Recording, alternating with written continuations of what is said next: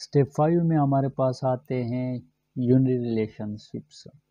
तो uni relationships को आपने किस तरह मैप करना है, तो उसमें ये होता है ना कि जो यूनि रिलेशनशिप्स होते हैं वो रिलेशनशिप होता है बिटवीन इंस्टेंसेस के दरमियान रिलेशनशिप्स होता है।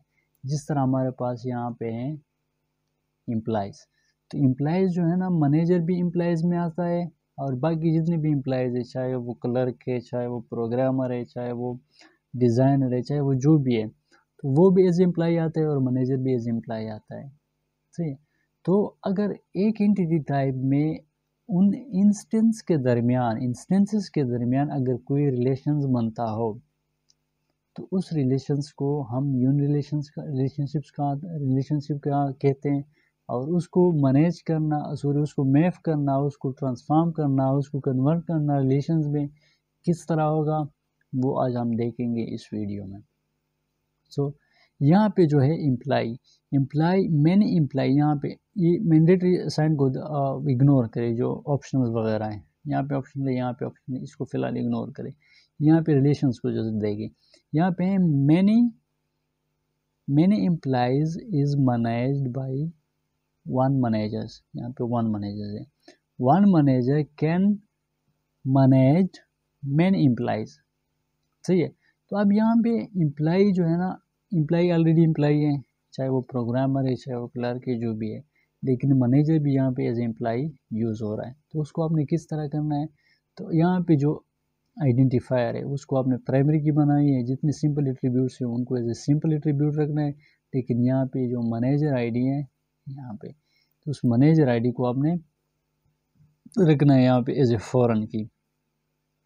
यहाँ पे तो एट्रीब्यूट यूज़ नहीं हुआ है, लेकिन मैनेजर भी एक एम्प्लॉई है, इस एंटिटी का हिस्सा है।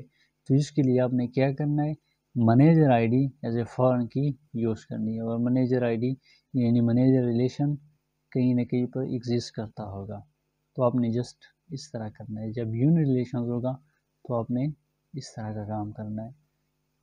तो उसके बाद हमारे पास आता है स्टेप 6। स्टेप 6 में क्या होता है कि हमारे पास टर्नरी रिलेशनशिप्स होते हैं, यानी हमारे पास 3 एंटिटीज़ होते हैं और उन 3 एंटिटीज़ को हमने किस तरह मैप करना है, किस तरह ट्रांसफॉर्म करना है। सही है। तो हमारे पास ये हो गया unary relationship are also recursive relationships, इसको रिकर्सिव रिलेशनशिप भी कहा जाता है। Then a foreign key attribute, यानी जो फॉरेन की बनती है, जो एट्रीब्यूट बनता है कि मैं एज ए फॉरेन की यहाँ भी जहाँ जिस तरह मैनेजर आईडी था तो मैनेजर आईडी को हमने as a foreign key use किया। Is added within the same relation that references the primary key values, जो प्राइमरी की वैल्यूज को क्या कहते हो, रेफरेंस करता हो, उसे मैनेज करता हो, यानी उसको हवाला देते हो, तो उसको एज ए इस तरह हम रखेंगे। सही है। This attribute has the same domain as the primary key by employee ID, यानी इस का जो डोमेन होगा, डोमेन का साइज वो किस तरह होगा, वो उसी तरह होगी जिस तरह प्राइमरी की का होगा। टर्नरी रिलेशनशिप्स, यहाँ पे हमारे पास, सही इस पे बात करते हैं, वो दरमियान में मुझसे वो पॉइंट भूल गए, बट आई एम सॉरी। सो यहाँ पर हमारे पास 3 एंटिटीज़ है, एक है पेशेंट, एक है ट्रीटमेंट यानी इलाज कराना, एक है हमारे पास फिजिशियन। सही है, जो डॉक्टर्स वगैरह हो गए। सही। अब यहाँ पे पेशेंट है, ट्रीटमेंट है, तो पेशेंट और ट्रीटमेंट के दरमियान क्या रिलेशन है, मैनी टू मैनी। इसी तरह फिजिशियन और पेशेंट के लिए मैनी टू मैनी रिलेशन है, फिजिशियन है, ट्रीटमेंट, इनके दरमियान भी मैनी टू मैनी, यानी ये 3 एंटिटीज़ है और इन तीनों के दरमियान मैनी टू मैनी रिलेशंस हैं। और यहाँ पे हम as a associative entity use कर रहे हैं दूसरे एंटिटी टाइप को, और उसको हमने नाम दिया पेशेंट ट्रीटमेंट, यानी जो पेशेंट है उसका ट्रीटमेंट कब हुआ, कैसे हुआ, उनके रिजल्ट्स क्या थे, यानी उसको हम एज एसोसिएटिव एंटिटी का नाम दिया। यानी जो रिलेशंस बन रहा है, पेशेंट तो है, वो तो ट्रीटमेंट कर रहा है, इलाज कर रहा है, लेकिन वो इलाज किस वक्त कर रहा है, कौन से टाइम पे कर रहा है, कौन से डॉक्टर से करा रहा है, तो उसके लिए जो एक क्वेश्चंस के आंसर है ना, उसका आंसर ढूंढने के लिए हमने यहाँ पे एसोसिएटिव एंटिटी लगाई, और यही एसोसिएटिव एंटिटी इन तीनों एंटिटी टाइप्स को क्या कर रहा है, मैनेज कर रहा है। सारा काम इसी पे हो रहा है। सही है। अब इसको मैप किस तरह करना है, एग्जाम में आपको जस्ट ज़्यादा डिटेल में जाने की ज़रूरत नहीं है। आपको इस तरह की शेप दी जाएगी जिसमें 3 एंटिटी टाइप्स होंगे। जब आपके पास 3 एंटिटी टाइप्स होंगे तो आपने यही बात दिमाग में याद रखनी है कि अब मैंने इसको किस तरह से मैप करना है, किस तरह से इसको ट्रांसफ़र करना है। सही है। तो अब यहाँ पे इसमें से जो पेशेंट एंटिटी टाइप है उसको हम उठाएंगे, as a simple regular entity use करेंगे। पेशेंट आईडी यहाँ पे प्राइमरी की, पेशेंट नेम, इस तरह पेशेंट नेम सिंपल आ जाएगा। ठीक इसी तरह फिजिशियन के लिए हम इस तरह करेंगे, फिजिशियन है, आईडी है, फिजिशियन नेम है, उसको इस तरह का। यहाँ पे ट्रीटमेंट कोड है, डिस्क्रिप्शन है, उसको हमने वैसे रखा। मसला सारा इसी का है, क्योंकि सारा काम ही इसी पर होता है। सही है।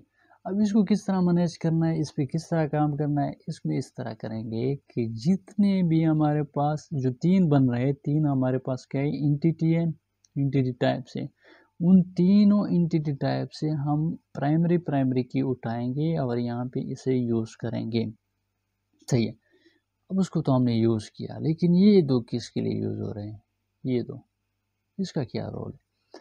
सही है। सिंपल बात ये है कि इसमें तीनों एंटिटी टाइप्स की प्राइमरी कीज उठाओगे और जो आपके पास एसोसिएटिव रिलेशन बनेगा उनके अंदर आप एज ए प्राइमरी की, एज ए कंपोजिट प्राइमरी की यूज़ करोगे। ये बात तो यहाँ से क्लियर हो गई। लेकिन ये दो जो एट्रीब्यूट्स हैं एसोसिएटिव एंटिटी की, ये यहाँ पे क्यों काम कर रहे हैं, तो ये इसीलिए काम कर रहे हैं कि लेट्स सपोज अगर कोई एक पेशेंट है, उसने एक डॉक्टर से ट्रीटमेंट कराई, लेकिन उसने लेट सपोज आज डेट पे, जो आज का डेट है, आज के डेट पे उसने ट्रीटमेंट कराई, सही है, मॉर्निंग के टाइम। वही पेशेंट वही पेशेंट ट्रीटमेंट करा है किसी वही फिजिशियन से, वही डॉक्टर से, लेकिन वो किस टाइम कर रहा है, आफ्टरनून कर रहा है। तो आफ्टर यहाँ पे टाइमिंग को भी हमने क्या करना है, यूज़ करना है, और टाइमिंग और डेट को मिला के हमने इन सारों का एक कंपोजिट प्राइमरी की बनाई, ताकि कोई डुप्लीकेशन ना आए, कोई रिडंडेंसी ना आए, कोई ऐसी हमसे कोई ऐसी एरर ना रह जाए कि हमारा जो डेटाबेस है वो इनकरेक्ट हो और हमें कोई मसला दे। सो यहाँ पे एक दूसरा मेथड भी है, अल्टरनेटिव मेथड क्या है कि हम यहाँ पे क्या करेंगे, एक सरोगेट की यूज़ करेंगे। लेट सपोज हम उसे नाम देते हैं ट्रीटमेंट आईडी। सही है। ट्रीटमेंट आईडी को हम यहाँ पे प्राइमरी की यूज़ करेंगे, बाकी ये सिंपल एट्रीब्यूट्स आ जाएंगे। ट्रीटमेंट डेट, जिस तरह यहाँ पे treatment date, treatment time, results वगैरह यहाँ पे सिंपल एट्रीब्यूट्स आएंगे।